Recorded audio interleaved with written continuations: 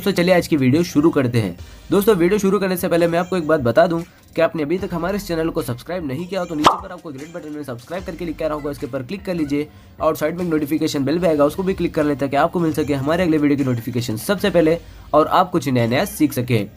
સૌરાષ્ટ્રની એકમાત્ર સ્કૂલ જ્યાં ટ્રસ્ટી તથા સંચાલકો ડોક્ટર, એન્જિનિયર તથા શિક્ષકો છે એવી Kanabar school of science and commerce કાર્યક્ષેત્ર ધોરણ 5 થી 10, 11, 12 સાયન્સ એન્ડ કોમર્સ દીકરાઓ અને દીકરીઓ માટેના ઉજ્જવળ ભવિષ્ય માટે વાલીઓની પહેલી પસંદગી Kanabar school of science and commerce. અહીં છે શ્રેષ્ઠ શિક્ષકો દ્વારા મર્યાદિત સંખ્યામાં વિદ્યાર્થીઓ માટે ભણતર, અલગ અલગ સાયન્સ લેબ, કોમ્પ્યુટર લેબ, દીકરાઓ તથા દીકરીઓ માટે અલગ અલગ હોસ્ટેલ સાથે શુદ્ધ સાત્વિક ભોજનની વ્યવસ્થા, ટ્રાન્સપોર્ટેશનની સુવિધા, જી તેમજ નીટની તૈયારી સ્કૂલમાં જ। તો આથી વિશેષ આપ આપના બાળક માટે શું ઈચ્છો તો આજે જ એડમિશન માટે સંપર્ક કરો। Unit 1 Kanabar school of science and commerce, Khamrod ચોકડી, Junagadh bypass, Junagadh. Unit 2 main post ઓફિસની પાછળ શ્યામ વિદ્યાલય, સરકારી ગોડાઉન પાસે, Gandhigram, Junagadh. Hello students, good morning. તો આપણે જે ધોરણ 11ની અંદર ચેપ્ટર નંબર 9નો અભ્યાસ કરતા હતા, જૈવિક અણુઓ, તેના વિશે આપણે અભ્યાસ કરતા, જેની અંદર આપણે આજનો જે ટોપિક છે તે આપણે ન્યુક્લિક એસિડ વિશે સમજવાનું છે। તો સૌપ્રથમ તો વિદ્યાર્થી મિત્રો ન્યુક્લિક એસિડ સમજી એની પહેલાં આપણે ન્યુક્લિક એસિડના બંધારણીય ઘટકો સમજવા જરૂરી છે। આપણો ટોપિક કયો છે? Nucleic acid. તો ન્યુક્લિક એસિડ સમજતા પહેલાં આપણે શું સમજવું પડે? ન્યુક્લિક એસિડના બંધારણીય ઘટકો। તો આપણે જોઈએ ન્યુક્લિક એસિડના બંધારણીય ઘટકો।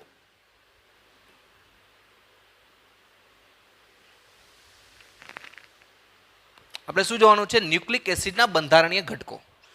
તો સૌપ્રથમ આપણે જોઈએ કે ન્યુક્લિક એસિડના બંધારણીય ઘટકો, તો ન્યુક્લિક એસિડ તરીકે બે હોય। શું હોય? ન્યુક્લિક એસિડ તરીકે બે ઘટકો હોય। તો આપણે જોઈએ ન્યુક્લિક એસિડ તરીકે શું હોય? તો કે ન્યુક્લિક એસિડ તરીકે બે વસ્તુ હોય, એક છે ડીએનએ અને બીજું આરએનએ। ન્યુક્લિક એસિડ તરીકે કેટલી વસ્તુ હશે? બે વસ્તુ। કઈ કઈ? ડીએનએ અને આરએનએ। ડીએનએ નું ફૂલ ફોર્મ શું છે? તો કે ડિઓક્સી રિબન ન્યુક્લિક એસિડ, અને આરએનએ નું ફૂલ ફોર્મ છે રિબન ન્યુક્લિક એસિડ। આપણે બે લખ નાખીએ, આપણે જોઈએ ડિઓક્સી રિબોન ન્યુક્લિક એસિડ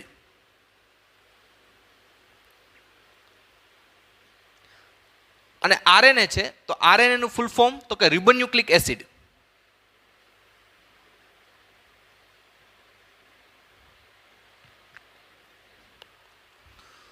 તો સૌપ્રથમ વિદ્યાર્થી મિત્રો આપણે ન્યુક્લિક એસિડનો અભ્યાસ કરવાનો છે। તો જો ન્યુક્લિક એસિડનો આપણે અભ્યાસ કરવો હોય તો સૌપ્રથમ એના બંધારણીય ઘટકો જોવા જોઈએ। એટલે કે ન્યુક્લિક એસિડ છે તે શેનો બનેલો છે? ન્યુક્લિક એસિડના બંધારણીય ઘટકોનો મતલબ શું થાય?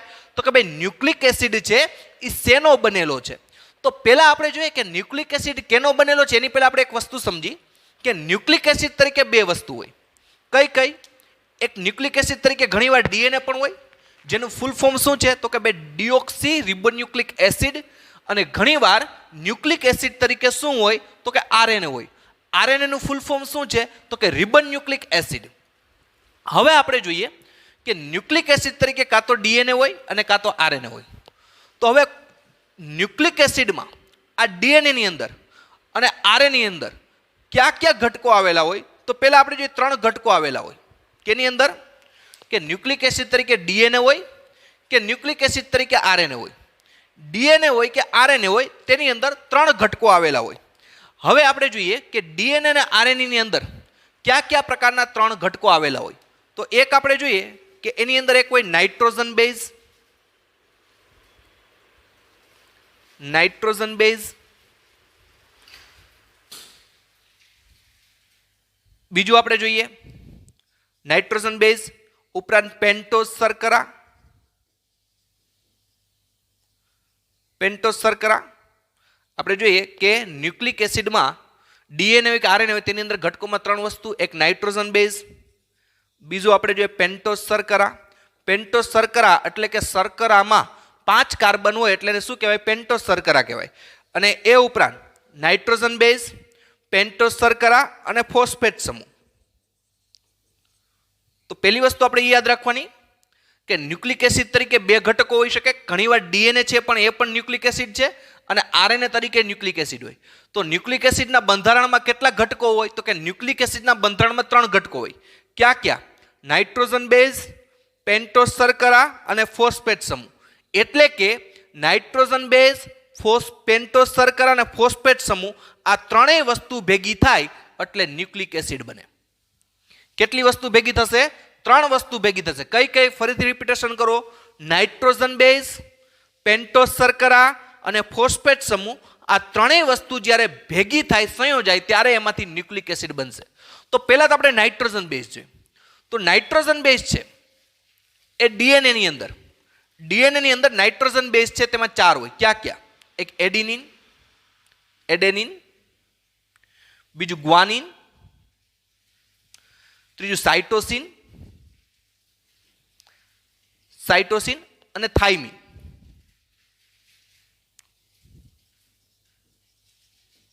તો આપણે જોઈએ કે ડીએનએ ની અંદર એક પ્રકારનો શું છે? Nucleic acid.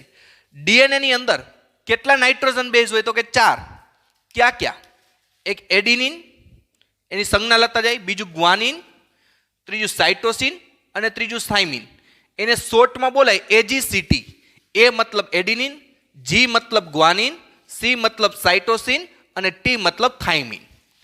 એ ઉપરાંત હવે આપણે જોઈએ કે અહીંયા રિબોન્યુક્લિક એસિડમાં એ પણ ન્યુક્લિક એસિડ છે.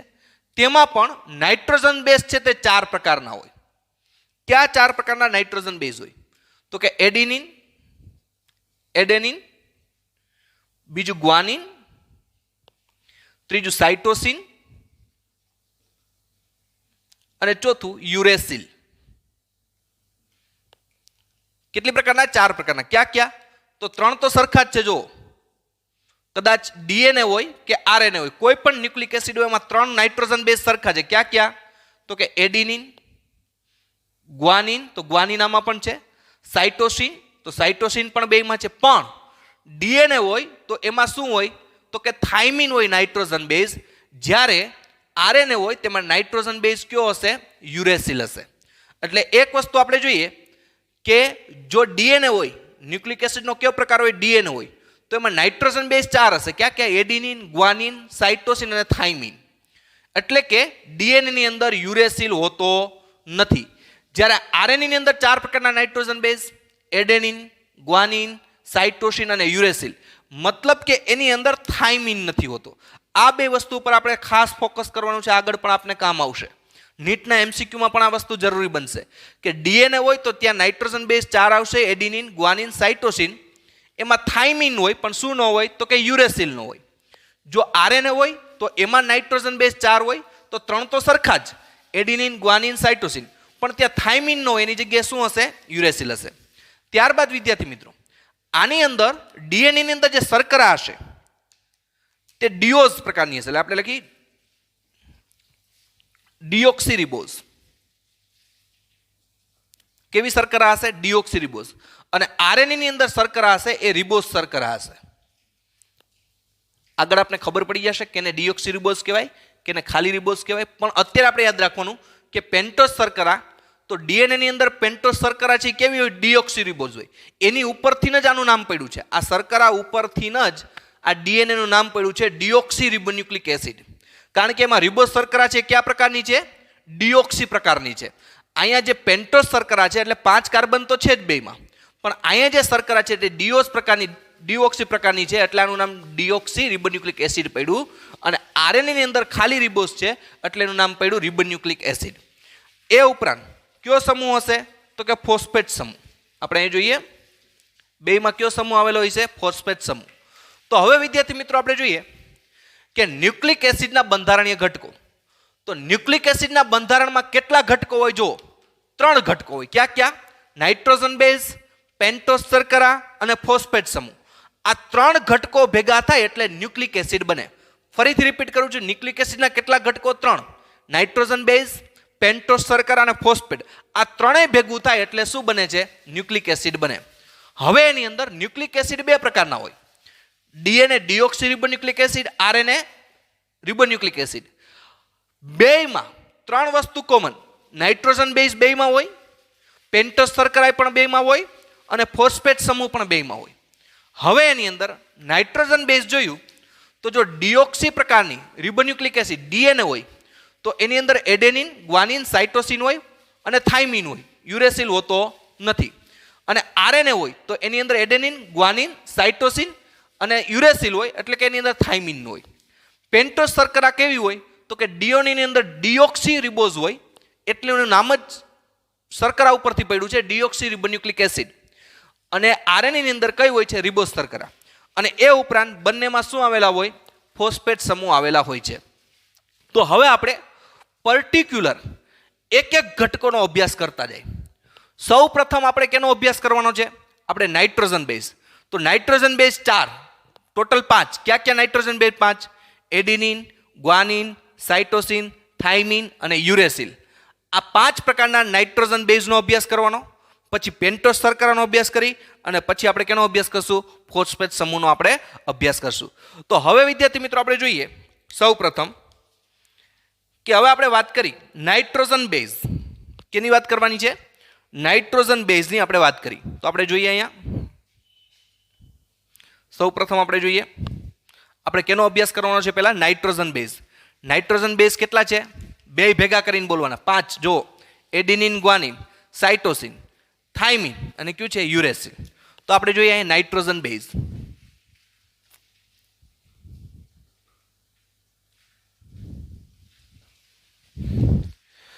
હવે પહેલા આપણે જોઈએ કે જે ન્યુક્લિક એસિડના બંધારણ નાઇટ્રોજન બેઝ છે તે 2 પ્રકારના છે. ક્યાં ક્યાં 2 પ્રકારના છે એ જોઈએ. એક પ્યુરિન, પ્યુરિન પ્રકારનો નાઇટ્રોજન બેઝ અને બીજો પિરિમિડિન. તો આપણે જોઈએ કે નાઇટ્રોજન બેઝના 2 પ્રકાર છે, એક પ્યુરિન, એક પિરિમિડિન. પ્યુરિનની અંદર ક્યાં ક્યાં નાઇટ્રોજન બેઝ આવશે? તો કે એડિનિન અને ગ્વાનિન. પ્યુરિન પ્રકારના નાઇટ્રોજન બેઝ ક્યાં છે? એડિનિન અને ગ્વાનિન. અને પિરિમિડિન પ્રકારના નાઇટ્રોજન બેઝ ક્યાં? તો કે CUT, મતલબ કે સાઇટોસિન, યુરેસિલ અને થાઇમિન. સાઇટોસિલ, યુરેસિલ અને થાઇમિન. હવે આપને થાય કે ભાઈ પ્યુરિન એટલે શું, પિરિમિડિન એટલે શું? પણ પહેલા આપણે એ સમજવું જરૂરી છે કે નાઇટ્રોજન બેઝ 2 પ્રકારના હોય, એક પ્યુરિન પ્રકારનો હોય અને એક પિરિમિડિન પ્રકારનો હોય. તો આપને એમ થાય આપણે ટોટલ નાઇટ્રોજન બેઝ કેટલા છે? 5. કારણ કે એડિનિન એડિનિન બેયમાં સરખા છે, ગ્વાનિન ગ્વાનિન બેયમાં સરખા છે, સાઇટોસિન સાઇટોસિન બેયમાં સરખા છે, એક થાઇમિન અને યુરેસિલ. તો ટોટલ નાઇટ્રોજન બેઝ કેટલા? તો કે 5. એમાંથી પ્યુરિન પ્રકારના નાઇટ્રોજન બેઝ કેટલા? તો કે 2, એડિનિન અને ગ્વાનિન. પિરિમિડિન પ્રકારના કેટલા? તો કે 3, સાઇટોસિન, યુરેસિલ અને થાઇમિન. હવે વિદ્યાર્થી મિત્રો કદાચ આપને યાદ ન રહીએ કે ભાઈ પ્યુરિન પ્રકારના ક્યાં છે, પિરિમિડિન પ્રકારના ક્યાં છે, તો આ યાદ રાખવાનું. પિરિમિડિન પ્રકાર યાદ આવે અહીંયા શોર્ટમાં યાદ રાખવાનું કટ, CUT, કટ. C એટલે તો કે સાઇટોસિન, U એટલે યુરેસિલ, T એટલે થાઇમિન. તો આ રીતના કટ શબ્દ યાદ રાખવાનો પિરિમિડિનને યાદ રાખવા માટે. કયો શબ્દ યાદ રાખવાનો? કટ. કટ શબ્દ યાદ રાખો એટલે ઓટોમેટિક ખબર પડી જશે ક્યાં પ્યુરિન છે અને ક્યાં પિરિમિડિન છે. તો હવે વિદ્યાર્થી મિત્રો આપણે જોઈએ કે પ્યુરિન અને પિરિમિડિન આ બંનેમાં ડિફરન્સ શું છે? તો પ્યુરિન છે અને પિરિમિડિન છે, એ બેનો ડિફરન્સ જોઈ એની પહેલા આપણે એની યાદ રાખવાની મેથડ જોઈ લઈએ. કઈ પ્રકાર આપણે એને યાદ રાખવાનું છે તો જોઈએ. એની અંદર પહેલા તો આપણે એ જોવાનું છે કે પ્યુરિન છે અને પિરિમિડિન છે એની અંદર કયા પ્રકારે, એની અંદર કયા પ્રકારની રિંગ છે. પહેલા આપણે શું જોવાનું છે? એની અંદર કયા પ્રકારની રિંગ આવશે. ત્યારબાદ આપણે બીજું જોઈએ કે એની ગોઠવણી યાદ રાખવાની છે. કઈ રીતના ગોઠવણી યાદ રાખવાની? તો કે ભાઈ N આપણે લખી NCN CCC. બરોબર છે? આપણે જોઈએ કે NCN CCC આ રીતનાની ગોઠવણી યાદ. નાઇટ્રોજન, N એટલે નાઇટ્રોજન, C એટલે કાર્બન, N એટલે નાઇટ્રોજન, CCC એટલે કે કાર્બન કાર્બન કાર્બન. આ ગોઠવણી યાદ રાખવાની. બીજો આપણે એક નંબર યાદ રાખવાના છે 6245. શું યાદ રાખવાનું? 6245. 6245. 6245 એની અંદર આપણે લખી AGCT. ધ્યાન રાખજો વિદ્યાર્થી મિત્રો, આપણે શું લખ્યું છે? 6245 અને એની નીચે આપણે શું લખ્યું છે? AGCT. 6245 AGCT. તો એમાં AGC એની અંદર NH3 સમૂહ અને T સમૂહ, અહીંયા કયો આવશે? CH3. બરોબર યાદ રાખજો. AGC એની અંદર NH3 અને T છે તેની અંદર CH3. કઈ રીતે હમણાં ખબર પડી જશે. એ ઉપરાંત ચોથું સ્ટેપ આપણું આવશે, એ જોઈએ. ચોથું સ્ટેપ ક્યુ આવશે? તો કે AGCTU. ક્યુ રાખવાનું છે? AGCTU. બરાબર છે. એની અંદર ઓક્સિજન કેની સાથે જોડાયેલો છે તે આપણે જોવાનું છે. એટલે આપણે યાદ રાખવાનું જે ક્રમ છે એ 5 પ્રકારના નાઇટ્રોજન બેઝ લખને કા AGCTU. હવે તેની અંદર બીજો એક નંબર યાદ રાખવાનો 6224. 6224. પણ આ બે છે, આ બેને આમ સાથે રાખવાના. શું કામ હમણાં આપણે જોઈએ. તો એ ઉપરાંત પાંચમું આપણે જોવાનું, તેની વચ્ચે દ્વિબંધ. શું જોવાનું છે? દ્વિબંધ. અને છઠ્ઠું આપણે જોઈએ સંયોજકતા મુજબ H. સંયોજકતા મુજબ H મેળવવાના. કઈ રીતે હમણાં આપણે જોઈએ. તો આપણે નાઇટ્રોજન બેઝ યાદ રાખવા માટે નીટમાં પણ આને આપણે ગોખવાની નથી. આ યાદ રાખવા માટેની શોર્ટકટ ટ્રીક છે. કઈ રીતને યાદ રાખવી હમણાં ખબર પડી જશે. હવે એની અંદર પહેલી વસ્તુ આપણે જોઈએ તો કે ભાઈ નાઇટ્રોજન બેઝ. તો પહેલા આપણે એ શીખ્યા કે નાઇટ્રોજન બેઝ છે બે પ્રકારના છે, એક પ્યુરિન પ્રકારનો અને એક પિરિમિડિન પ્રકારનો. તો પ્યુરિન પ્રકારના નાઇટ્રોજન બેઝ ક્યાં? તો કે A અને G, એડિનિન અને ગ્વાનિન. પિરિમિડિન પ્રકારના નાઇટ્રોજન બેઝ ક્યાં? તો કે CUT. કટ યાદ રાખવાનું, સાઇટોસિન યુરેસિલ થાઇમિન, એ પિરિમિડિન પ્રકારના. તો આપણે ક્વેશ્ચન થાય કેને પ્યુરિન કહેવાય, કેને પિરિમિડિન કહેવાય. હવે પ્યુરિન કેને કહેવાય? પ્યુરિન એટલે એવો નાઇટ્રોજન બેઝ કે જેમાં 2 રિંગ આવેલી હોય. કેટલી રિંગ આવેલી હોય? 2 રિંગ. તો આપણે જોઈએ એક ષષ્ટકોણ રિંગ હોય.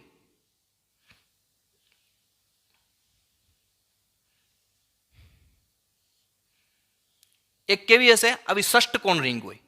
અને બીજી આવી પંચકોણ રિંગ હોય. બીજી કેવી રિંગ હોય? પંચકોણ. તો જ્યારે જે નાઇટ્રોજન બેઝમાં આવી 2 રિંગ હોય, 2 રિંગ હોય કેવી? એક ષષ્ટકોણ, 1 2 3 4 5 અને 6 ખૂણાવાળી, અને એક 5 ખૂણાવાળી પંચકોણ. તો ષષ્ટકોણ અને પંચકોણ 2 રિંગ ભેગી હોય તો એવા નાઇટ્રોજન બેઝને પ્યુરિન પ્રકારનો કહેવાય. કેવા પ્રકારનો કહેવાશે? પ્યુરિન પ્રકારનો. હવે આપને ખબર પડી જશે કે ભાઈ નાઇટ્રોજન બેઝ એટલે પ્યુરિન પ્રકારનો. એનો મતલબ શું? એનો મતલબ બીજું કાંઈ નહીં. કેવી? તો કે એમાં રિંગ કેવી હોય? તો કે 2 રિંગ હોય. એક ષષ્ટકોણ રિંગ હોય અને એક પંચકોણ રિંગ હોય. એવા નાઇટ્રોજન બેઝને પ્યુરિન પ્રકારનો કહેવાય. તો આપણે પહેલા રિંગ જોઈતી. તો રિંગ જોઈતી એમાં આપણે લખી પ્યુરિન.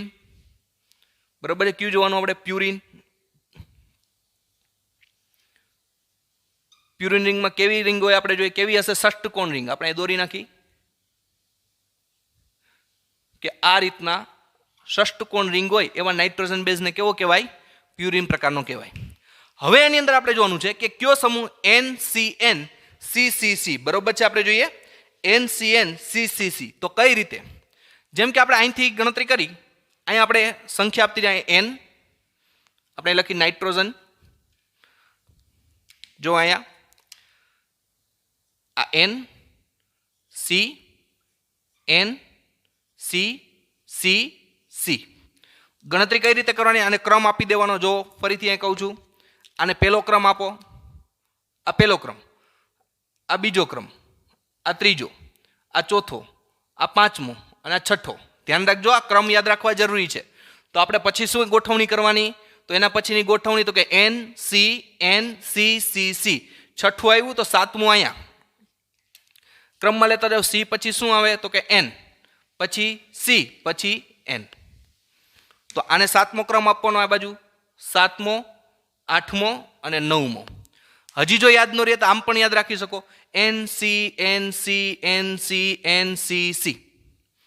ખ્યાલ આવ્યો? કઈ રીતે યાદ રાખવાનું? બે રીતે યાદ રાખી શકો. પ્યુરિન પ્રકારની હોય તો તમે બે રીતે યાદ રાખી શકો. એક NC. આ રીતના યાદ રહીએ તો સામે પછી N લગાડી દેવાનું. આમ પણ યાદ રાખી શકો, અથવા જો આમ યાદ ન રહીએ તો ક્યાંથી ક્રમ ચાલુ કરવાનો એ યાદ હોવું જોઈએ. પહેલો ક્રમ NC. આ રીતના યાદ રાખો તો પણ ચાલે. બરોબર છે? તો હવે આપણે જોઈએ, કદાચ એમ યાદ ન રહે તો CN યાદ રાખવું હોય તો CN. કોઈ પણ રીતે યાદ રાખી શકો, પણ સરળતાથી યાદ રાખવા માટે યાદ રાખવાનું NCC. તો હવે આપણે જોવાનું, હવે જો વાંચો શું છે તો અહીંયા જોતા જાઓ. 6થા નંબરના કાર્બન ઉપર આ આપણે એડિનિન દોર્યો છે. માનો કે કયો દોર્યો છે? આ પ્યુરિન છે. કયા પ્રકારનો દોર્યો આપણે? એડિનિન પ્રકારનો. અહીં લખી નાખીએ એટલે આપણે ખ્યાલ પડે. આપણે કયું કર્યું? એડિનિન. તો પહેલા આપણે શું યાદ રાખવાનું? તો કે ભાઈ પહેલા તો રિંગ હોવી જોઈએ. તો કે બે રિંગ હોય આવી, એક ષષ્ટકોણ ને એક પંચકોણ, એટલે એને પ્યુરિન પ્રકારનો શું કહેવાય? નાઇટ્રોજન બેઝ કહેવાય. એમાં આપણે એડિનિન લખ્યું. પછી એની ગોઠવણી કરવાની. શું? તો કે NCNCCC આવી ગયું. હવે આપણે ત્રીજું સ્ટેપ જોઈએ. શું? તો કે ભાઈ 6થા નંબરમાં એડિનિન છે, એના 6થા નંબરના કાર્બન સાથે શું હોય? NH3 સમૂહ હોય. તો આ એડિનિન છે. 6થા નંબરનો કાર્બન કયો છે? જુઓ જી, આ 6થા નંબરનો કાર્બન છે. અહીંયા કયો સમૂહ આવે? NH3. તો લખી નાખો NH3 આવી ગયું. હવે બીજું કાંઈ નહીં. હવે એના પછી ચોથું સ્ટેપ એડિનિન. એમાં ઓક્સિજન દ્વિબંધી તો કે ક્યાંય છે નહીં, એટલે લીટો દોરેલો છે. એટલે આમાં ઓક્સિજન આવશે નહીં, કારણ કે આપણે જોઈએ કે અહીં દ્વિબંધ અહીં નથી આપેલો, એટલે અહીંયા શું છે? લીટો કરેલો છે. એટલે આ એડિનિનમાં શું ઓક્સિજન નહીં આવે. હવે દ્વિબંધ મેલો, એમાં પહેલાં તમને સંયોજકતા યાદ હોવી જોઈએ. કઈ રીતે? તમારે કેમેસ્ટ્રીમાં પણ આવે. ધારો કે કાર્બન હોય તો કાર્બનની 4 સંયોજકતા હોય. 4 સંયોજકતા એટલે કે કાર્બન છે એની સાથે 4 આ રીતના જોડાઈ શકે, એટલાને કેવી કહેવાય? 4 સંયોજકતા કહેવાય. નાઇટ્રોજન હોય એની 3 સંયોજકતા હોય. નાઇટ્રોજનની સંયોજકતા કેટલી હોય? 3 હોય. એટલે કે 3 જગ્યાએ નાઇટ્રોજન સાથે બીજા અણુ જોડાઈ શકે. અને હાઇડ્રોજન હોય તો એની સંયોજકતા કેટલી હોય? 1. હાઇડ્રોજન સાથે 1 બંધથી જોડાય. અને ઓક્સિજન હોય એની સંયોજકતા કેટલી હોય? 2. તો આ રીતના તમે યાદ રાખી શકો. જો આમ યાદ ન રહે વિદ્યાર્થી, તમે લીટા યાદ રાખવાના કે કાર્બન હોય એની 4 લીટા હોય, 4 લીટા જોડાવે. 5મો લીટો અહીંયા જોડાઈ શકે નહીં. નાઇટ્રોજન હોય એની 3 લીટા જોડાઈ શકે. હાઇડ્રોજન હોય એની સાથે 1 લીટો જોડાય. અને ઓક્સિજન હોય એની સાથે કેટલા લીટા જોડાઈ શકે? 2 લીટા. આ લીટા એટલે બીજું કાંઈ નહીં, સંયોજકતા.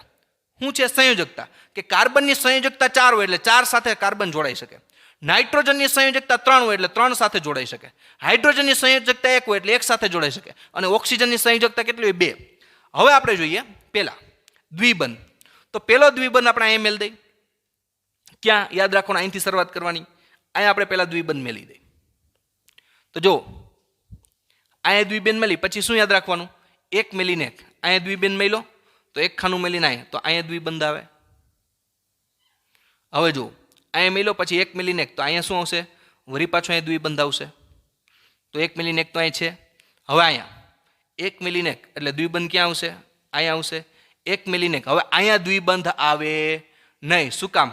કાર્બનની સંયોજકતા કેટલી છે? 4. 4 લીટા ગણો જી. 1 2 3 4. એટલે 1 મેલીને 1 આવે, પણ શું કામ ન આવે? કારણ કે અહીં કાર્બનની 4 સંયોજકતા થઈ જાય છે. ફરીથી રિપીટ કરું છું. જો હવે આપણે શું મેળવાના? દ્વિબંધ મેળ્યા. આપણે કઈ રીતે દ્વિબંધ મેળ્યા? તો પહેલા આની વચ્ચે દ્વિબંધ મેળી દો.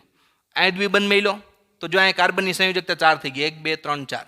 હવે જો 1 મેલીને 1 એટલે અહીંયા દ્વિબંધ મેળ્યો. 1 મેલીને 1 અહીંયા દ્વિબંધ આવે છે. પછી 1 મેલીને 1 અહીંયા તો ઓલરેડી છે. હવે આ બાજુ આવતર્યો તો 1 મેલીને 1 એટલે અહીંયા દ્વિબંધ આવ્યો. હવે 1 મેલીને 1 અહીંયા શું કામ ન આવે? કારણ કે કાર્બનની સંયોજકતા 4 થઈ જાય છે. જો 1 2 3 4 એટલે અહીંયા દ્વિબંધ આવે નહીં. શું કામ ન આવે? જો અહીંયા તમે દ્વિબંધ ગણો તો ગણો જી. કેટલી સંયોજકતાથી? 5. 1 2 3 4 અને 5. તો કાર્બનની 5 સંયોજકતા હોય? તો કે ન હોય. તો અહીંયા આ રીતના આવે નહીં. તો આ એની દ્વિબંધ ગોઠાઈ ગયું. હવે શું કરો? સંયોજકતા મુજબ H.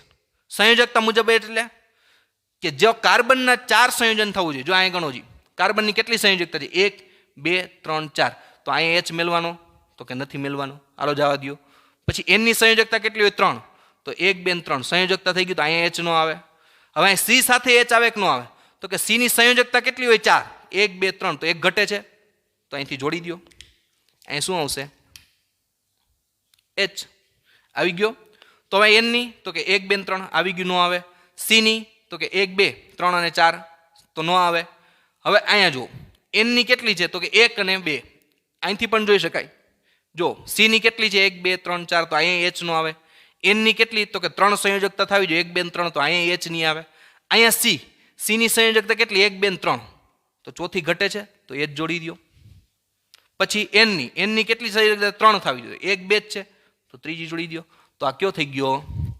પ્યુરિન પ્રકારનો થઈ ગયો. તો આને તમારે ગોખવાનું નથી, કારણ કે જો નીટની અંદર તમને પૂછશે કે ભાઈ એડિનિન હોય એની અંદર NH3 ક્યાં આવે, કેટલામાં કાર્બન સાથે, તો જો ગોખેલું હશે તો ભોલાઈ જશે. એટલા માટે આપણે શું કરવાનું, તો પહેલાં તો રિંગ જોવાની. તો રિંગ એટલે કે પ્યુરિનમાં કેટલી રિંગ હોય તો કે ભાઈ 2 રિંગ હોય, તો આપણે 2 રિંગ ગોઠવી નાખી. પછી બીજું સ્ટેપ કયું યાદ રાખવાનું, તો કે એને ક્રમમાં ગોઠવાના, NCNCC તો આપણે ગોઠવી નાખ્યા. અહીંથી શરૂઆત કરવાની, હંમેશા ગણતરીની શરૂઆત અહીંથી જ કરવાની. 1 2 3 4 5 6 7 8 9 આવી ગયું.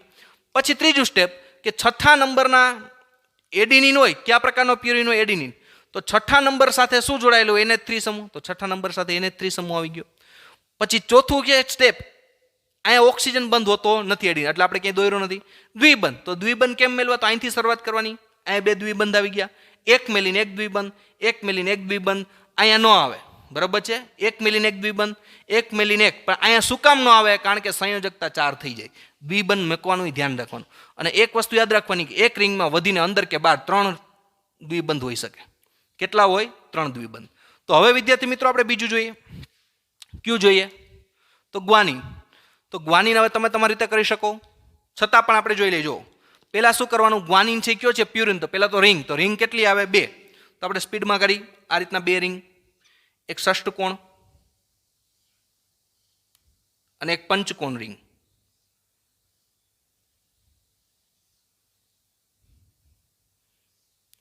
તો આપણે જોઈએ એક ષષ્ઠકોણ રિંગ અને એક પંચકોણ રિંગ આવી ગઈ. હવે ગોઠવણી કરો. શું? NCNC આપને ખ્યાલ જ છે, તો આ આવી ગયો એટલે પ્યુરિન પ્રકારનો થઈ ગયો. આ ગ્વાનીને લખી નાખી. હવે ગોઠવણી કરો તો કે NCNCC, બરાબર. તો અહીંયા શું આવે, તો કાંઈ N જ આવે, અહીંયા C આવે, અહીંયા N આવે, પછી C આવી ગયો. હવે એને શું કરવાનું, તો ક્રમ તમારે પહેલાં આપવાનું ભૂલવાનું નહીં, એટલે આપણે સરળતા રહીએ. એક ક્રમ, આ બીજો, આ ત્રીજો, આ ચોથો, આ પાંચમો, આ છઠ્ઠો, અહીંયા 7 8 અને 9. ઓકે. હવે શું કરવાનું, તો કે ભાઈ ગ્વાનિન છે તો કેટલામાં, બીજા નંબરના કાર્બન સાથે શું જોડાયેલો છે? NH3 સમૂહ. તો બીજા નંબરનો કાર્બન ક્યાં છે? અહીંયા છે. એની સાથે કયો સમૂહ છે? NH3, તો અહીં જોડી દો NH3.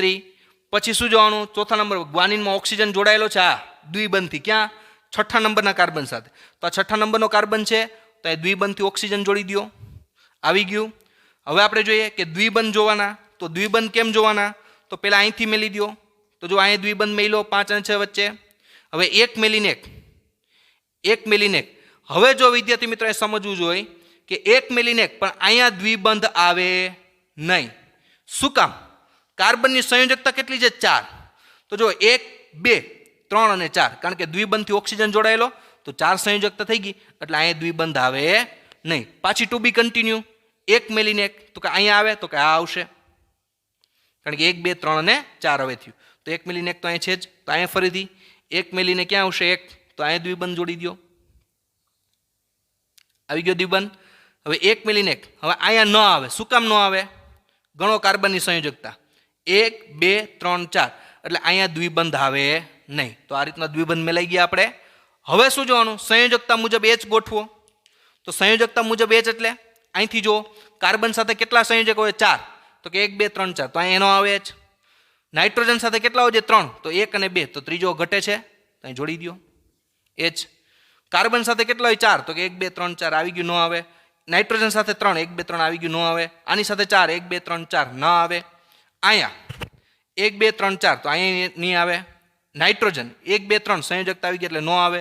કાર્બન 1 2 3, તો 1 ઘટે છે H, તો આવી ગયા 4 સંયોજન, તો આવી ગયો H. હવે નાઇટ્રોજન 1 2, તો અહીંયા ઘટે છે, તો જોડી દો, 3 સંયોજકતા થઈ ગઈ. તો આ ગોઠવણી યાદ રહી જાય. તો આ વિદ્યાર્થી મિત્રો આપણે કયો દોર્યો, તો કે આ થઈ ગયો કયો? ગ્વાનિન. તો હવે જો તમને સમજાશે કે આ સ્ટેપ તમારે યાદ રાખવા શું કામ જરૂરી છે. હવે તમને એમ પૂછે કે ગ્વાનિન છે એના છઠ્ઠા કાર્બન હારે શું આવે, તો અહીંયા ડબલ બોન્ડ સાથે ઓક્સિજન છે ને એડિનિનમાં શું હતું? છઠ્ઠા કાર્બન સાથે NH3 સમૂહ હતું. જ્યારે આ ટ્વિસ્ટેડ MCQ આવશે ત્યારે તમને જો વિદ્યાર્થી મિત્રો આ રીતના શોર્ટકટ કી તમે બનાવેલી હશે અને આ મુજબ તમે રખશો તો જ તમને આ સ્ટ્રક્ચર બધા યાદ રહેશે, નકર ભૂલાઈ જશે. કારણ કે આવા તમારે 6 સ્ટ્રક્ચર યાદ રાખવાના છે. Adenine, guanine, 5 adenine, guanine, cytosine, uracil ને થાઇમિન. તો બધા આપને યાદ રહીએ નહીં. એટલા માટે ત્યારે આપણે આ ટ્રીકનો ઉપયોગ કરવાનો. જો આપને એમ કહે કે ભાઈ એડિનિન છે એના છઠ્ઠા કાર્બન સાથે શું જોડાયેલું હોય તો આપણે ફટાફટ ટ્રીક લખી નાખવાની અને એની ઉપરથી આપણે આનું સ્ટ્રક્ચર ગોઠવી નાખવાનું. હવે વિદ્યાર્થી મિત્રો આપણે જોઈએ તો વિદ્યાર્થી મિત્રો હવે આપણે જોઈએ પ્યુરિન પ્રકારમાં, તો જેમાં 2 નાઇટ્રોજન બેઝની રિંગ હોય તેને શું કહેવાય? પ્યુરિન પ્રકાર કહેવાય. તો એક ષષ્ઠકોણ ને એક પંચકોણ. હવે પિરિમિડિન કેને કહેવાય? તો કે પિરિમિડિન એટલે કે તેમાં નાઇટ્રોજન બેઝની એક રિંગ હોય અને કેવી હોય? તો કે ષષ્ઠકોણ હોય. કેવી રિંગ હોય? ષષ્ઠકોણ હોય. તો પહેલા તો આપણે ત્રણેય રિંગ દોરી નાખી. એક જ રિંગ છે, ષષ્ઠકોણ છે એટલે તો આપણે બધી રિંગ દોરી નાખી. જોઈએ આપણે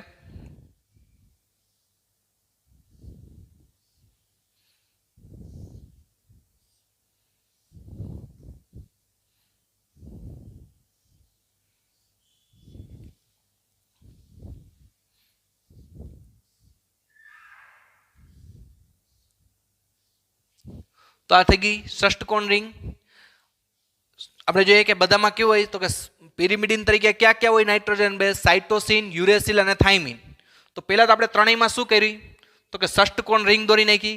હવેની ગોઠવણી કરવાની કઈ? NCNCCC. બરોબર છે. તો N આપણે જોઈએ અહીંયા કે N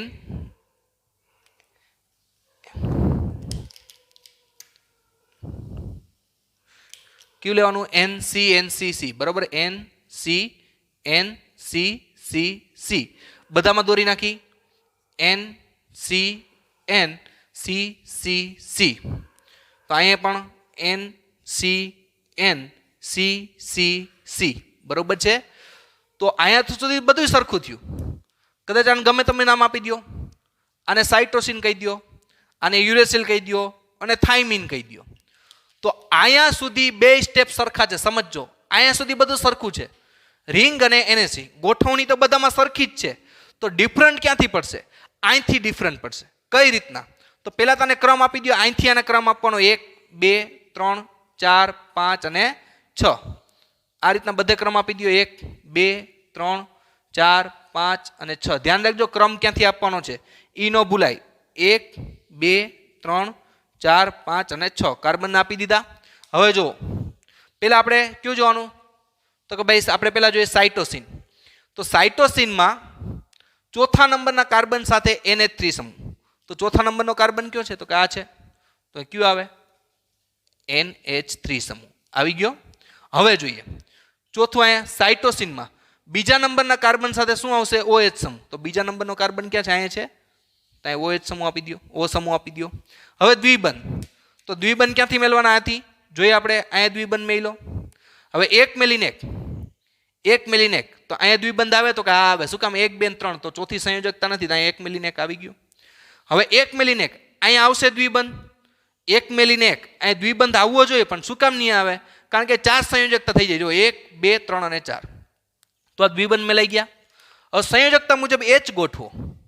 તો H એટલે તો કાર્બનની કેટલી સંયોજકતા હોય? 4. તો 1, 2, 3 અને 4. તો કાર્બન સાથે H મેળવાની. નાઇટ્રોજનની 3. તો 1, 2, 3 થઈ ગયું તો જવા દો.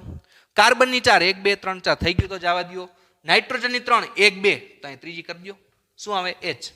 કાર્બનની કેટલી થવી જોઈએ? 4. તો 1, 2, 3. તો ચોથી ઘટે છે તો કે આ તો મેલ દો H. કાર્બનની કેટલી થવી? 4. તો કે 1, 2, 3. ચોથી ઘટે છે તો કે આ તો અહીં મેલ દો H. આવી ગયું. તો આ કયો થઈ ગયો? સાઇટોસિન થઈ ગયો. કયો નાઇટ્રોજન બેઝ થયો? પિરિમિડિન પ્રકારનો સાઇટોસિન. હવે યુરેસિલ લો. તો યુરેસિલમાં અહીંયા સુધી તો સરખું જ છે. અહીંથી જુઓ તો યુરેસિલમાં પહેલા તો NH3 સમૂહ કે CH3 સમૂહ છે નહીં. તમે જુઓ આપણે યુરેસિલમાં ક્યાં આવશે? નહીં.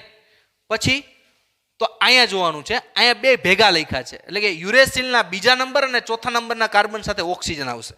યુરેસિલના બીજા નંબર અને ચોથા નંબરના કાર્બન સાથે ડબલ બોન્ડથી 2 જગ્યાએ શું આવશે? ઓક્સિજન આવશે. જોઈ શકાય છે આપણે કેટલા નંબરના કાર્બન સાથે? તો કે બીજા નંબરના અને ચોથા નંબરના. તો બીજા નંબરના અને ચોથા કાર્બન ડબલ બોન્ડ સાથે ઓક્સિજન આવે. હવે દ્વિબંધ મેળવાના, તો શરૂઆત અહીંથી, તો અહીંયા દ્વિબંધ મેલી દો એક. હવે એક મેલીને એક અહીંયા આવે ન આવે, શું કામ? 1 2 3 4 કાર્બનની 4 સંયોજકતા થઈ ગઈ, અહીંયા ન આવે. તો વળી પાછું ક્રમ જ રાખવાનો, એક મેલીને એક અહીંયા આવશે તો કે નહીં આવે, શું કામ? તો કે 1 2 3 અને 4 સંયોજકતા થઈ ગઈ, તો આ થઈ ગયું ઇરેશનલ દ્વિબંધ. હવે સંયોજકતા મુજબ એ જ ગોઠવો. કાર્બનની સંયોજકતા 4, 1 2 3 4, તો અહીંયા એવું નહીં આવે. હાઇડ્રોજન, નાઇટ્રોજનની કેટલી હોય સંયોજકતા? અહીંયા 3, તો 1 અને 2, તો ત્રીજું ઘટે છે, તો અહીંયા ઉમેર દો H. હજી કહું છું, સંયોજકતા યાદ ન રહે તો લીટા યાદ રાખવાના, આ રીતના. H ની 1, નાઇટ્રોજનની 3, ઓક્સિજનની 2, આ લીટા યાદ રાખવાના, સંયોજકતા યાદ ન રહે તો. તો હવે જો એક મેલીને એક અહીંયા આવી ગયું. હવે આપણે જોઈએ કે અહીંયા કાર્બન સાથે 4 સંયોજન હોવું જોઈએ, 1 2 3 4, તો જવા દો, H નહીં આવે. નાઇટ્રોજનની કેટલી સંયોજકતા? તો કે 3, તો 1 2 થઈ તો ત્રીજું ઘટે, H ઉમેરી દો. કાર્બનની કેટલી થાય? 4, તો કે 1 2 3, ચોથું ઘટે, તો ઉમેરી દો H.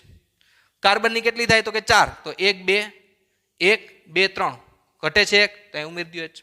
તો આ કયું થઈ ગયું? તો કે યુરેસિલ. હવે થાઇમીન જોવું હોય તો થાઇમીનમાં શું જોવાનું? અહીંયા સુધી તો બંનેમાં સરખું હતું.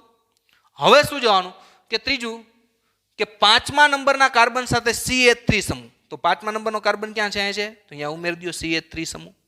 હવે બીજું કે બીજા નંબર, અહીંયા આપણે સંયુક્ત રીતે લીધું છે, બીજા નંબર અને ચોથા નંબર સાથે શું ડબલ બોન્ડથી ઓક્સિજન? તો બીજા નંબર અને ચોથા નંબર ઉપર ડબલ બોન્ડથી ઓક્સિજન.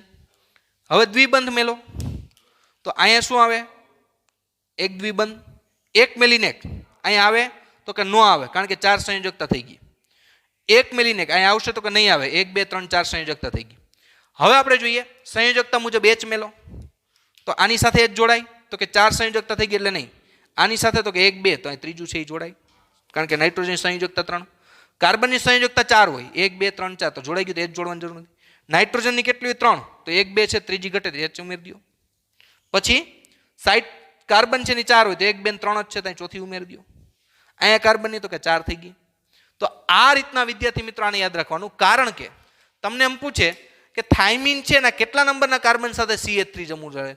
તો અહીંયા, કારણ કે પેલા 2 સ્ટેપ તો બધામાં સરખા છે, પણ અહીંયા જો ઓક્સિજન અહીંયા છે, અહીંયા છે, અહીંયા H છે, અહીંયા છે, અહીંયા O છે, અહીંયા H છે, અહીંયા C છે, પણ અહીંયા જો યુરેસિલમાં અને થાઇમીનમાં એટલો જ ફેર છે કે યુરેસિલના 5મા કાર્બન સાથે ખાલી H જોડાયેલો છે અને અહીંયા 5મા કાર્બન સાથે CH3 સમૂહ જોડાયેલો છે. તો આવું બધી નાની નાની વસ્તુ આપણા મગજમાં ન રહીએ એટલા માટે આપણે શું કરવાની છે? આ ટ્રીકને આપણા મગજમાં ઉતારવાની છે. તો વિદ્યાર્થી મિત્રો, આપણે જોયું હતું પહેલા કે ન્યુક્લિક એસિડના બંધારણીય ઘટકો. તો ન્યુક્લિક એસિડના બંધારણીય ઘટકો પહેલા આપણે એ સમજવું પડે કે ન્યુક્લિક એસિડ કેનો બનેલો છે ને ન્યુક્લિક એસિડના બંધારણીય ઘટકો કહેવાય. તો ન્યુક્લિક એસિડ પ્રકાર 2 હોય, કાં DNA હોય ને કાં RNA હોય. શું હોય? કાં DNA હોય કાં RNA હોય. હવે DNA નું ફૂલ ફોર્મ ડીઓક્સીરિબોન્યુક્લિક એસિડ, RNA નું ફૂલ ફોર્મ તો કે રિબોન્યુક્લિક એસિડ. DNA હોય કે RNA હોય, ન્યુક્લિક એસિડ થી 3 ઘટકો સંયોજન બને. 3 ઘટકો ક્યાં ક્યાં? એક નાઇટ્રોજન બેઝ, એક પેન્ટોસ શર્કરા અને ફોસ્ફેટ. આ ત્રણેય ભેગા થાય એટલે શું બને? ન્યુક્લિક એસિડ, કાં DNA પ્રકારનો કાં RNA પ્રકારનો. હવે નાઇટ્રોજન બેઝ હોય તો DNA હોય તો એની અંદર એડેનિન, ગ્વાનિન, સાઇટોસિન અને થાઇમિન હોય. યુરેસિલ હોતો નથી. અને રિબોન્યુક્લિક એસિડ હોય તો એમાં જે નાઇટ્રોજન બેઝ છે એડેનિન, ગ્વાનિન, સાઇટોસિન અને યુરેસિલ. એટલે કે આમાં 4 જ નાઇટ્રોજન બેઝ હોય, 5મો નાઇટ્રોજન બેઝ DNA ની અંદર હોય નહીં. ક્યાં? 4 AgCT. અને RNA ની અંદર પણ 4 જ નાઇટ્રોજન બેઝ હોય. ક્યાં? AgCU. 5મો નાઇટ્રોજન બેઝ હોતો નથી. પેન્ટોસ શર્કરા DNA ની અંદર ડીઓક્સીરિબોઝ હોય. કઈ રીતના આપણે સમજશું આગળ, એટલે એનું નામ જ DNA પડ્યું છે, ડીઓક્સી રિબોન્યુક્લિક એસિડ. અને RNA ની અંદર કઈ શર્કરા હોય? રિબોઝ શર્કરા હોય. ફોસ્ફેટ સમૂહ બેયમાં હોય. તો હવે આપણે જોઈએ તો પહેલા નાઇટ્રોજન બેઝ 2 પ્રકારના, પ્યુરિન પ્રકારનો અને પિરિમિડિન પ્રકારનો. તો પ્યુરિન પ્રકારનો નાઇટ્રોજન બેઝ કેને કહેવાય? જેમાં 2 રિંગ આવેલી હોય એને શું કહેવાય? એક ષષ્ઠકોણ, એક પંચકોણ, એને પ્યુરિન કહેવાય. પિરિમિડિન કેને કહેવાય? જેમાં 1 રિંગ આવેલી હોય ષષ્ઠકોણ, એને શું કહેવાય? પિરિમિડિન કહેવાય. તો પ્યુરિન પ્રકારના નાઇટ્રોજન બેઝ 2 એડેનિન અને ગ્વાનિન. ક્યાં છે? Adenine, guanine. અને પિરિમિડિન પ્રકારના 3 CUT, સાઇટોસિન, યુરેસિલ અને થાઇમિન. એને કઈ રીતે યાદ રાખવા તે વિદ્યાર્થી મિત્રો આપણે ઓલરેડી જોયેલા છે. હવે વિદ્યાર્થી મિત્રો, હવે આપણે જોયું કે ન્યુક્લિક એસિડમાં 2 હોય, DNA અને RNA. ન્યુક્લિક એસિડ કોણ ભેગું થઈને બનાવે? તો કે નાઇટ્રોજન બેઝ, પેન્ટોસ શર્કરા અને ફોસ્ફેટ. એમાં આપણે નાઇટ્રોજન બેઝ વિશે અભ્યાસ કર્યો. હવે આપણે જોઈએ પેન્ટોસ શર્કરા. કેનો અભ્યાસ કરવાનો છે? પેન્ટોસ શર્કરા. તો આપણે જોઈએ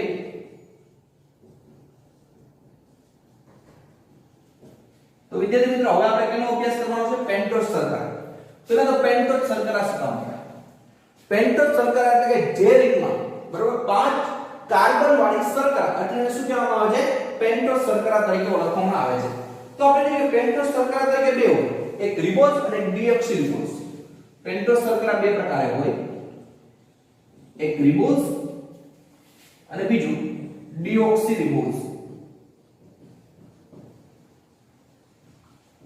તો આયા પણ આપણે જોઈ શકીએ કે પેન્ટોઝ શર્કરા છે એ પેન્ટોઝ શર્કરા બે પ્રકારે એક રિબોઝ અને એક ડીઓક્સીરિબોઝ પેન્ટોઝ શર્કરા પહેલા તો વિદ્યાર્થી મિત્રો પેન્ટોઝ શર્કરા શું કામ કહેવાય કારણ કે શર્કરામાં 5 કાર્બન આવેલા એટલે પેન્ટોઝ શર્કરા કહેવાય પેન્ટોઝ શર્કરા છે બે પ્રકારની છે રિબોઝ અને ડીઓક્સીરિબોઝ તો એની અંદર જે રિબોઝ શર્કરા છે એનું સૂત્ર જોઈએ C5H12O5 બરાબર છે આપણે સૂત્ર જોઈએ શું આવે તો કે C5H10O5 ફરીથી રિપીટ કરું છું C5H10O5 તો હવે વિદ્યાર્થી મિત્રો આપણે જોઈએ કે આ જે પેન્ટોઝ શર્કરા છે એને આપણે રેખીય સૂત્રમાં લખીએ કઈ રીતના રેખીય સૂત્રમાં તો આપણે જે રેખીય સૂત્રમાં લખીએ તો કાર્બન નો એક બીજો કાર્બન ત્રીજો ચોથો અને પાંચમો તો કેટલા કાર્બન ગોઠવી દીધા આપણે રેખીય સૂત્રમાં જોતા 5 કાર્બન બીજું આ જે પેન્ટોઝ શર્કરા છે તે 5 કાર્બન ધરાવતી પેન્ટોઝ કાર્બન હોય એમાં જોઈએ કે રિબોઝ એ આલ્ડીહાઇડ સમૂહ ધરાવે છે રિબોઝ થી શું ધરાવે આલ્ડીહાઇડ સમૂહ એટલે આપણે અહીં કરી CHO તો આલ્ડીહાઇડ સમૂહ આવી ગયો ફરીથી રિપીટ કરું છું પેન્ટોઝ શર્કરા છે પેન્ટોઝ શર્કરા એટલે કે 5 કાર્બન ધરાવતી શર્કરા હોય એને પેન્ટોઝ શર્કરા કહેવાય પેન્ટોઝ શર્કરા બે પ્રકારની છે એક રિબોઝ શર્કરા એ પણ પેન્ટોઝ શર્કરા છે અને એક ડીઓક્સીરિબોઝ પેન્ટોઝ શર્કરા એમાં પહેલા આપણે રિબોઝ વિશે અભ્યાસ કરીએ તો રિબોઝમાં આપણે રેખીય સૂત્ર જોઈએ તો આ રીતના શું ગોઠવાયેલું 5 કાર્બન બીજું કે આ જે રિબોઝ છે એમાં શું આવેલો આલ્ડીહાઇડ સમૂહ આવેલો તો CHO એટલે કયો સમૂહ થઈ ગયો આલ્ડીહાઇડ સમૂહ છે એ ઉપરાંત હવે આપણે જોઈએ કે આલ્ડીહાઇડ સમૂહ ઉપરાંત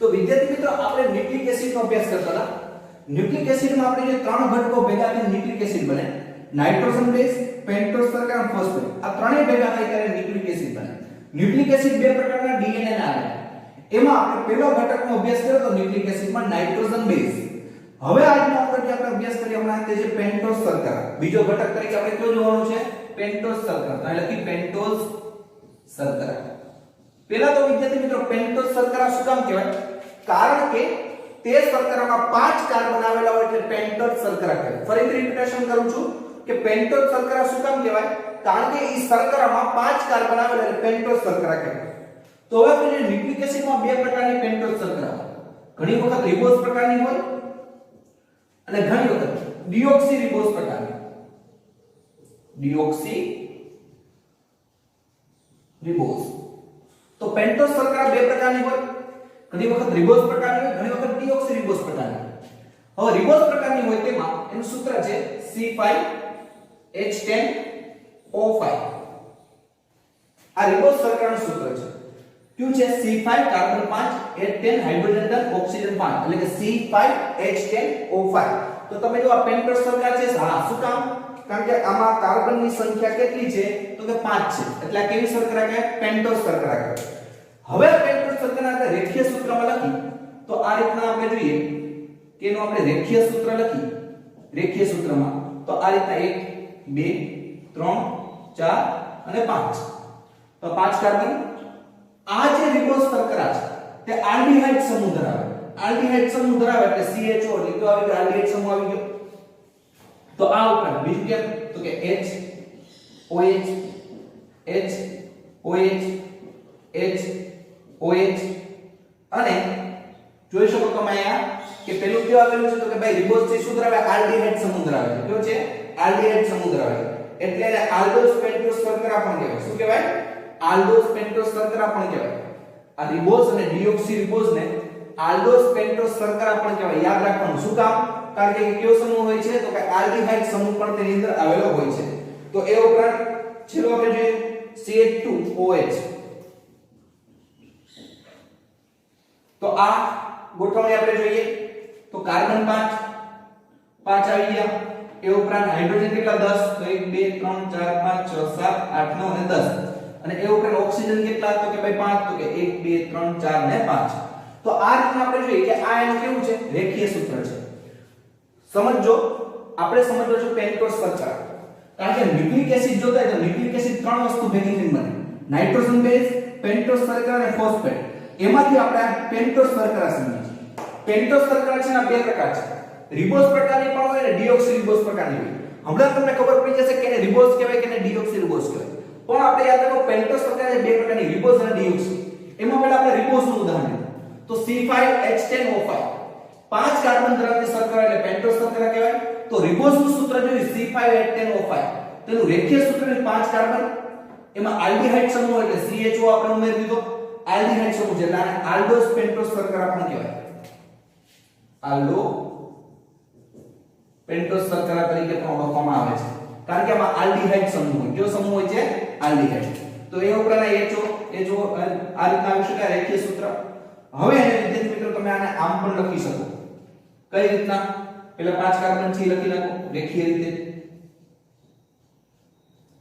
આ હવે જો પેલા 5 કાર્બન લખ્યા છે, હવે તમે ઉપર જો CHO કયો છે? CHO. એને તમે બીજો કઈ રીતે ઉમેરી શકો? કઈ રીતે લખી શકો? છૂટો પાડીને. તને છૂટો પાડીને લખવું હોય તમારે આ ઘટકને તમારે છૂટો પાડીને લખવું હોય તો તમે કઈ રીતે લખી શકો? તો આ રીતના લખી શકાય. જો ડબલ બોન્ડ થયો કારણ કે હાઇડ્રોજન સાથે એક બંધ હોય, ઓક્સિજન સાથે બે બંધ. બરાબર છે? પછી જે બંધ લખી નાખો OH H OH H OH H અને આ કયો આવે કે CH2OH. આ રીતના પણ છૂટું પાડી લખી શકો. સમજો વિદ્યાર્થી મિત્રો, આ સમજવું બહુ સરળ છે. રેખીય સૂત્ર સમજશો તો તમને ચક્રીય સ્વરૂપ સમજાશે. પહેલા આપણે લીધું આલ્ડોસ પેન્ટોસ શર્કરા. પેન્ટોસ શર્કરા શું કામ કહેવાય? કારણ કે 5 કાર્બન વાળી શર્કરા હોય એટલે પેન્ટોસ શર્કરા કહેવાય. હવે એમાં આલ્ડીહાઇડ સમૂહ એટલે આલ્ડોસ પેન્ટોસ શર્કરા પણ કહેવાય. તો એનું આપણે રેખીય સૂત્ર લખ્યું છે. આ કેવું લખ્યું? રેખીય સૂત્ર લખ્યું છે. ધ્યાન રાખજો. CH2 એટલે આલ્ડીહાઇડ સમૂહ, HOH HOH HOH અને અહીંયા CH2OH આવી આલ્ડીહાઇડ સમૂહ. હવે એટલે આપણે છૂટું પાડી લખ્યું તો તમે જોઈ શકો તો બાજુમાં છૂટું પાડીને લખી શકાય. તો હવે જે રેખીય સ્વરૂપ છે એને જ્યારે ચક્રીય સ્વરૂપમાં ગોઠવવામાં આવે છે. બરાબર સમજો? જ્યારે રેખીયને ચક્રીય સ્વરૂપે ગોઠવવામાં આવે છે. હવે આ રેખીયમાંથી તમે ચક્રીય સ્વરૂપે ગોઠવો ત્યારે શું થાય? સમજીએ આપણે કે અહીંથી ઓક્સિજન વચ્ચેનો એક બંધ તૂટે. ઓક્સિજન વચ્ચેનો એક બંધ તૂટે એટલે ઓક્સિજન અહીંયા આવી જાય અને આ એક બંધ જોડાય. તો આપણે થાય કે કાર્બનની સંયોજકતા તો 4 જ છે. કાર્બનની સંયોજકતા કેટલી છે? 4 જ છે. એટલે 5 થઈ જાય. કારણ કે ઓક્સિજનમાં એક બંધ તૂટે અને અહીંયા જોડાય તો 5 બંધ થાય. જો 1 2 3 4 અને 5. તો તો 5 સંયોજકતા તો હોય નહીં, તો એને કારણે શું થાય કે આ જે OH સમૂહ છે કયો છે OH સમૂહ છૂટો પડીને અહીંયા પેલા કાર્બન સાથે જોડે. સમજજો હું જે કહું છું બરોબર ડ્રોઈંગ કરજો. આ આપણે પેલા આલ્ડીહાઇડ સમૂહ છે છૂટો પડ્યો તો આપણે ખબર જ હોય કે ઓક્સિજન વચ્ચે દ્વિબંધ, તો ઓક્સિજન વચ્ચે દ્વિબંધ કરીને આ એક છૂટું પાડી નાખ્યું. હવે આ લખો તો હવે જ્યારે તમે આ રેખીય સ્વરૂપ છે, હવે આને જ્યારે ચક્રીય સ્વરૂપમાં ગોઠવો, કયા સ્વરૂપમાં ચક્રીય સ્વરૂપ, ત્યારે શું થાય કે પેલા નંબરના કાર્બન સાથે જે ઓક્સિજનના દ્વિબંધ છે એનો એક બંધ તૂટી જાય અને પેલા નંબરનો કાર્બન અને કયો છે પેલા નંબરનો કાર્બન અને કયો છે ચોથા નંબરનો કાર્બન, તો પેલા નંબરના કાર્બન અને ચોથા નંબરના કાર્બન છે ઓક્સિજન વડે જોડાય જાય. પેલા નંબર અને ચોથા નંબર જો 1 2 3 અને 4 પેલા નંબર અને ચોથો નંબર ઓક્સિજન, તો અહીંયા 5 બંધ થઈ જાય તો કાર્બનના તો 4 સંયોજન હોય, તો આ હોય છૂટો પડી ક્યાં આવી જશે અહીંયા ઉપર પેલા કાર્બન સાથે. કઈ રીતે જોઈએ આપણે તો જો C જે છે એ બરોબર છે, પછી 2 3 4 અને છેલ્લે કયું છે તો કે CH2OH. હવે શું ફેરફાર થાય જ્યારે ચક્રીય સ્વરૂપમાં ગોઠવાય છે, કયા સ્વરૂપમાં ચક્રીય સ્વરૂપ, તો અહીંયા ઓક્સિજનનો એક બંધ તૂટે, આ એક બંધ તૂટે, આ પેલા નંબરના સાથે અને ચોથા નંબર સાથે શું જોડાણું ઓક્સિજન જોડાણું, કારણ કે એક બંધ તૂટ્યો એટલે એક બંધ થાય એક બંધ થાય એટલે કે દ્વિબંધ એટલે એક બંધ તૂટીને જોડાણું ચોથા નંબરના કાર્બન સાથે હોય છે O જોડાણું, તો અહીંથી OH છૂટો પડીને ક્યાં આવે તો કે પેલા નંબરના કાર્બન સાથે અહીંયા OH સમૂહ આવે, બાકી જે છે એ લખ નાખો H, તો OH H OH H અને અહીંયા OH નીકળીને અહીંયા વહી ગયો O, અહીંયા શું આવી ગયો H. ખ્યાલ આવ્યો?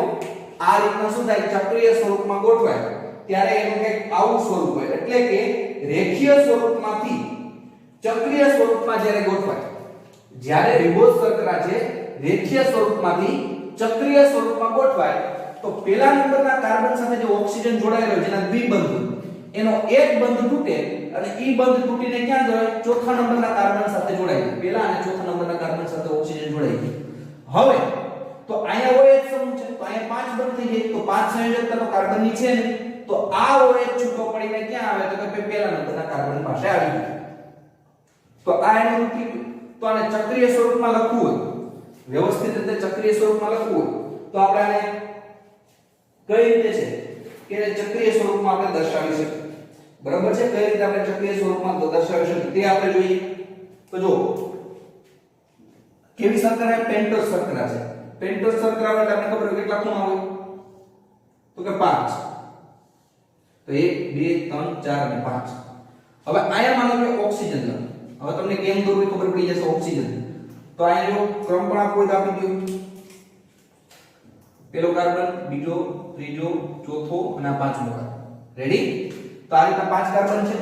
તો હવે આપણે જોઈએ કે પેલા નંબર અને ચોથા નંબરના કાર્બન સાથે, પેલા નંબર અને ચોથા નંબરના કાર્બન સાથે શું જોડાયેલો છે તો ઓક્સિજન જોડાયેલો છે કેટલામાં પેલા નંબરમાં અને ચોથા નંબરમાં. તો અહીંથી તમે ક્રમ આપો છો, અહીં પેલા કાર્બન લખી નાખી આપણે બધાને ખ્યાલ આવે, આ એક કાર્બન, આ બીજો, આ ત્રીજો, આ ચોથો અને ચોથા નંબરના કાર્બનની આ રીતના ઉપર શું છે CH2OH આવી ગયું. તો અહીં ક્રમ આપો તમે 5 ક્રમ આપી દો, જેમ કે શું છે આ પહેલો કાર્બન, આ બીજો કાર્બન, આ ત્રીજો કાર્બન, આ ચોથો કાર્બન અને આ પાંચમો કાર્બન. તો આવી ગયા 5 કાર્બન, તો આ 5 કાર્બન થઈ ગયા. હવે અહીંયા બરોબર જો કે અહીંયા પેલા નંબરના કાર્બન સાથે છે, પેલા નંબરનો કાર્બન એની સાથે શું જોડાયેલું H અને OH અને ઓક્સિજન. તો પેલા નંબરના અને ચોથા નંબરના કાર્બન સાથે ઓક્સિજન. તો જો પેલા નંબરનો કાર્બન, ચોથા નંબરનો કાર્બન એની સાથે શું જોડાયેલો છે ઓક્સિજન. ફરીથી કહું છું આ ચક્રીય સ્વરૂપ છે. કયું છે? ચક્રીય સ્વરૂપ.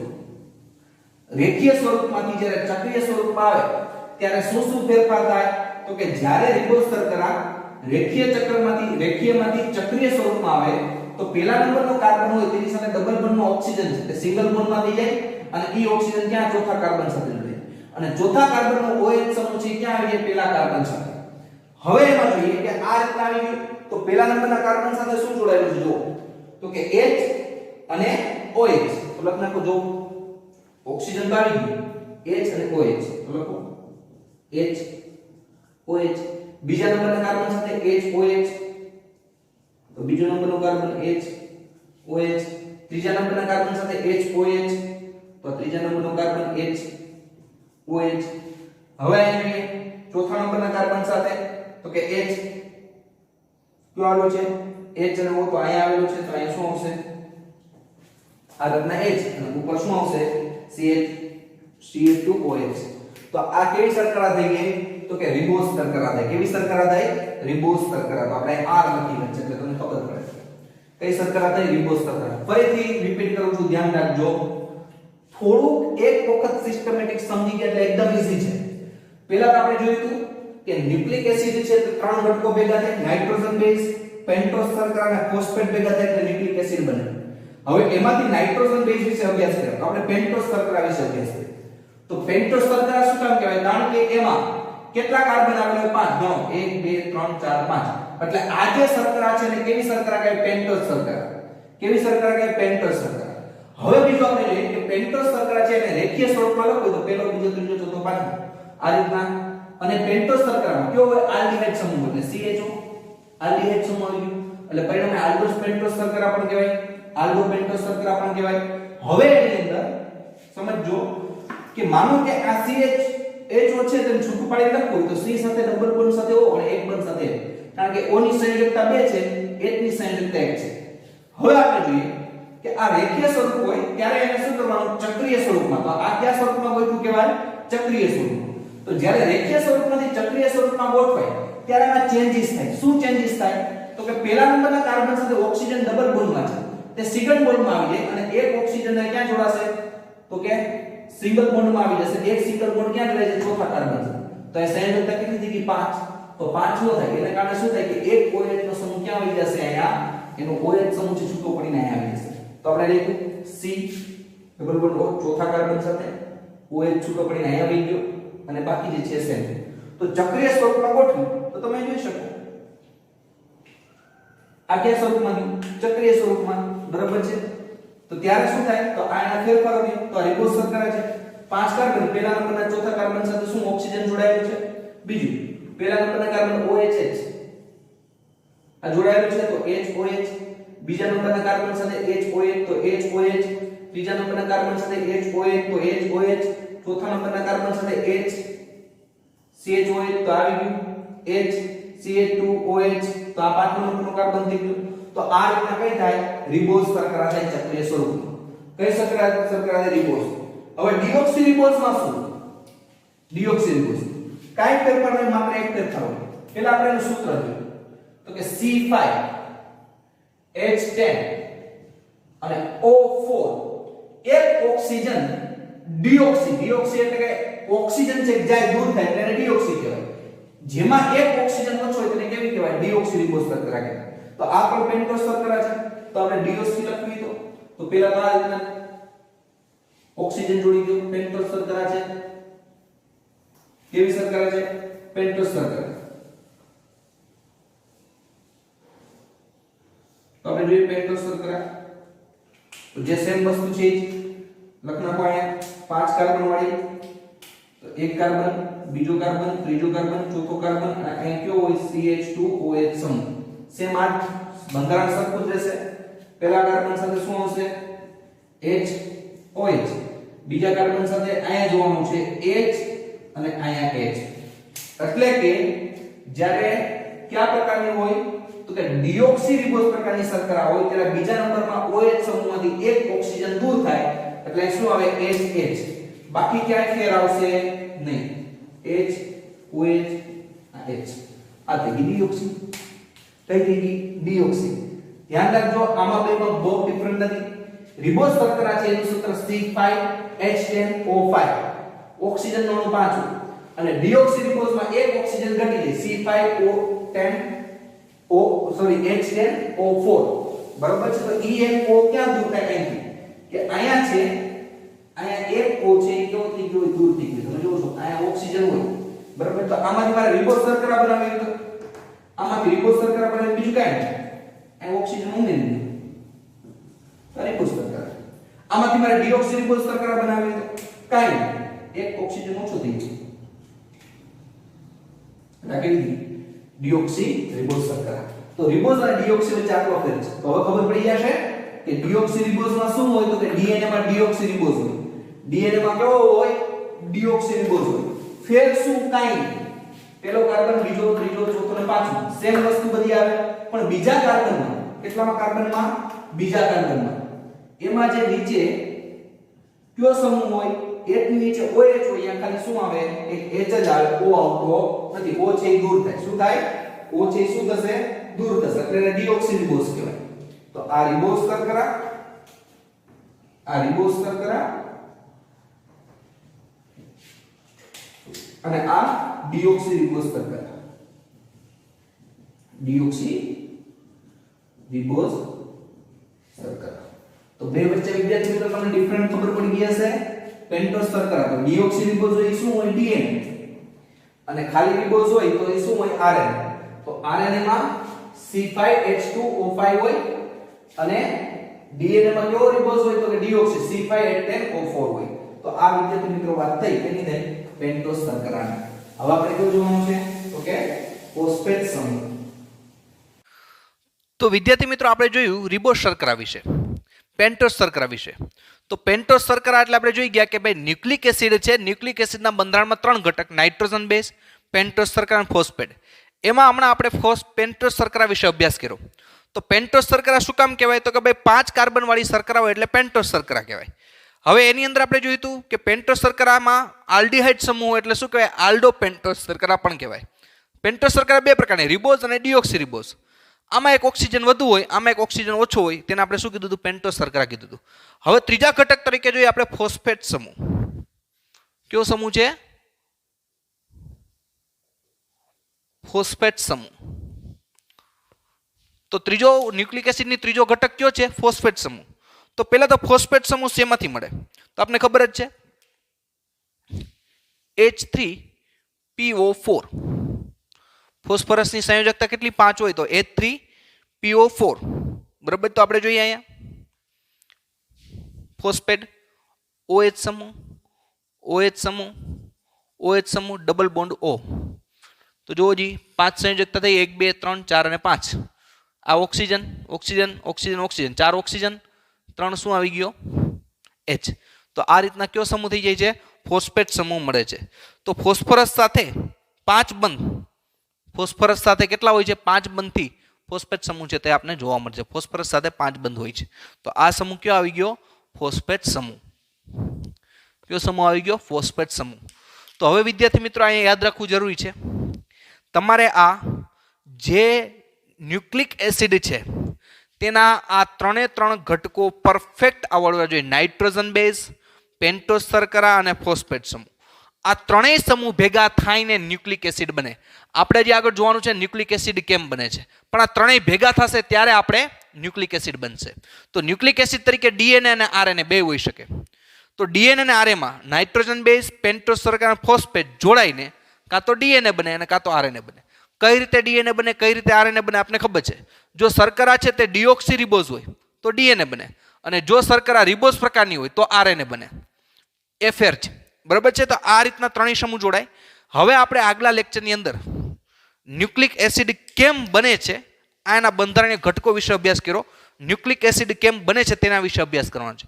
પણ વિદ્યાર્થી મિત્રો જો આ લેક્ચર તમે વ્યવસ્થિત એટેન્ડ નહીં કરો, વ્યવસ્થિત તમામે તમામ વસ્તુ ફોકસ નહીં કરો તો આગલા લેક્ચરની અંદર ન્યુક્લિયોસાઇડ અને ન્યુક્લિયોટાઇડ કેને કહેવાય અને એ ભેગા થઈને ન્યુક્લિક એસિડ બનશે સમજાશે નહીં. એટલે પહેલાં આ લેક્ચર તમારે વ્યવસ્થિત એટેન્ડ કરવાનો છે. બધી વસ્તુ, નાની નાની વસ્તુ બારીકાઈથીનો અભ્યાસ કરવાનો છે, જેથી તમને સરળતા રહે. આપણી બુક્સની અંદર એટલું ડીપમાં નથી આપ્યું, પણ આપણે નીટ માટે થોડુંક ડીપમાં લેવું પડે છે. તો આ બધી વસ્તુ તમારે કમ્પ્લીટ થઈ જવી જોઈએ, પછી જ આગળનો લેક્ચર તમારે એટેન્ડ કરવાનો છે. તો આપણે આગલા લેક્ચરની અંદર જોશું કે ન્યુક્લિયોટાઇડ કેમ બને છે. તો આ લેક્ચર અહીં સુધી રાખી. ઓકે વિદ્યાર્થી મિત્રો, થેન્ક યુ.